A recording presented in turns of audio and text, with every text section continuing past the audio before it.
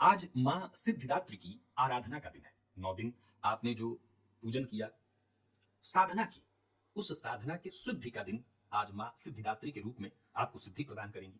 प्रिय दर्शकों, जन्म कुंडली में केतु किसी भी तरह से आपको पीड़ा प्रदान कर रहे हों, किसी भी तरह से केतु के द्वारा आप पीड़ित हो रहे हो। वैसे तो आप जानते हैं कि केतु, राहु ये ऐसे ग्रह हैं जो आज इस कलयुग में अपना विशेष प्रभाव रखते हैं। केतु की यदि हम बात करें तो जन्म कुंडली में अकेला केतु, ज्योतिष शास्त्र के मर्मज्ञ कहते हैं कि जातक को विशेष उत्थान की स्थिति में ले आता है। राहु और केतु के भेद की यदि हम चर्चा करें तो ये भेद ऐसा ही है। केतु की दृष्टि विच्छेदात्मक नहीं मानी गई है। राहु विच्छेद कराते हैं, केतु तो जहां होते हैं उसको बढ़ाते हैं। जिस ग्रह के साथ होते हैं उस ग्रह के बल को 5 गुना अधिक कर देते हैं।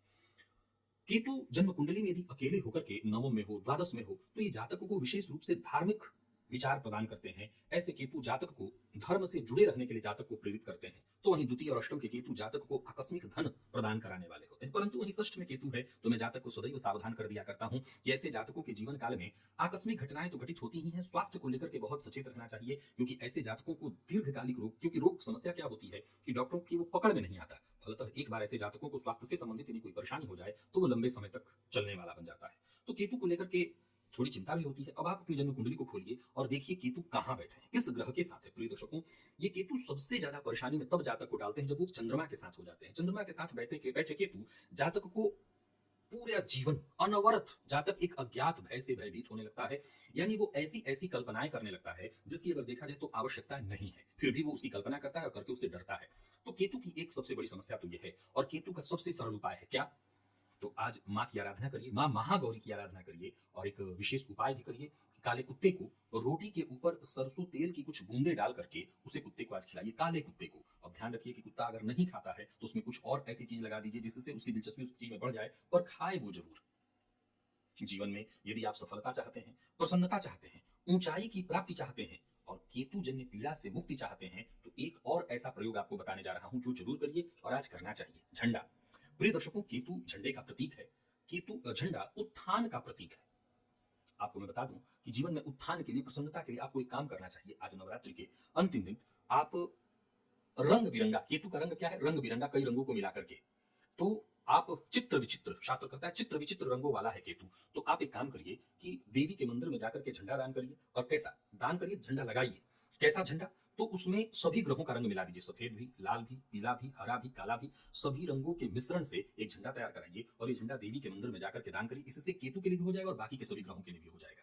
तो ये प्रयोग आप अवश्य कर दीजिएगा। समझ लीजिए कि इस प्रयोग भर मात्र से आपका उत्थान होगा। अभी बाकी है देवी की आराधना आपको करनी है उसी विधि से। ये तो मैंने प्रयोग आपको बता दिया, लेकिन आज जो पीछे 8 दिनों से आप पूजा पाठ करते आ रहे थे, आज भी उसे आपको संपन्न करना है। देवी की आराधना आपको करनी है।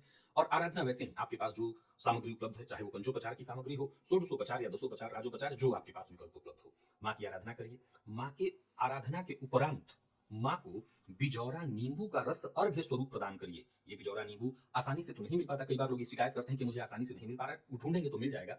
बिजौरा नींबू का रस पात्र में लेकर के और उसी को माँ को अर्घ्य के स्वरूप, जैसे अर्घ्य दिया जाता है वैसे अर्घ्य दीजिए। और इसके पश्चात बांस के डलिया में, बांस के पात्र में जलदार नारियल, सप्त धान्य, पकवान, आज घर में लगभग हर जगह पकवान भी तैयार होते हैं, तो पकवान, देवी के लिए वस्त्र, श्रृंगार, आभूषण इत्यादि जो भी आपके पास है वो सब कुछ ये माँ को अर्पित करिए।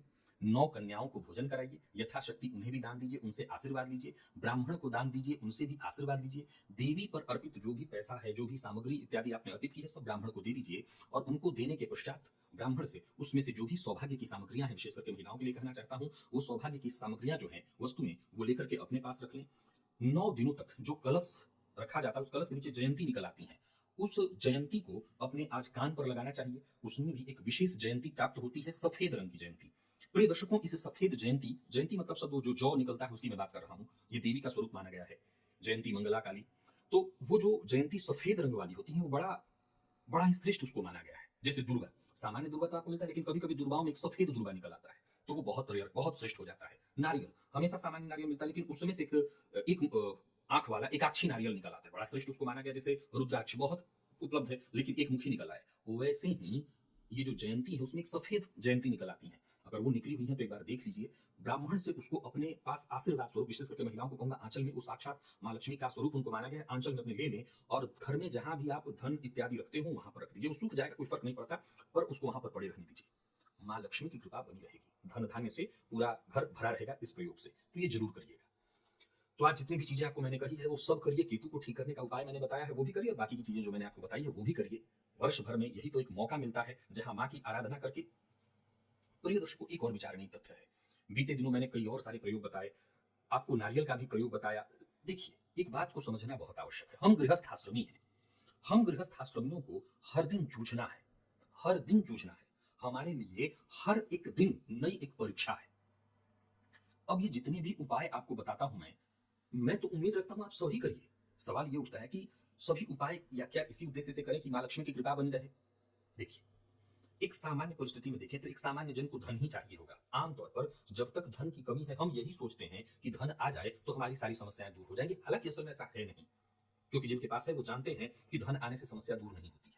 पर फिर भी जब तक नहीं है तब तक वही हमारे लिए एक माइलस्टोन है, उसी को हमें पार करना होता है। हम उसी के लिए प्रयत्नशील हैं। तो जितना भी आपसे हो सके, मैंने आज अगर जयंती का प्रयोग आपको बताया तब, और मैंने आपको नारियल का प्रयोग बताया तब, जो जो आपसे हो सके, जितना आपसे हो सके वो सब करिए, वो सब आपको